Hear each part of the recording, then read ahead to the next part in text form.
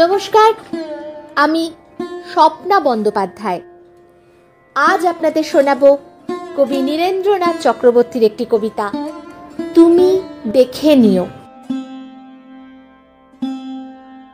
একে একে বানিয়ে তুলবো সব, তুমি দেখে নিও। বাড়ি ঘর, ক্ষেত খামার, উঠোনে লাউয়ের মাচা, জানলার পাশে লতানে জুঁইয়ের ঝাড়, একে একে সমস্ত বানাবো, তুমি দেখে নিও।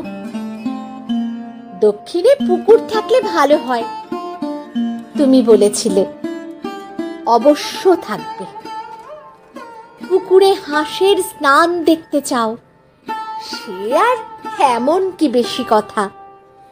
সাদা ও বাদামি হাঁস ছেড়ে দেব, যা চাও সমস্ত হবে। একই সঙ্গে হয়তো হবে না, কিন্তু একে একে হবে।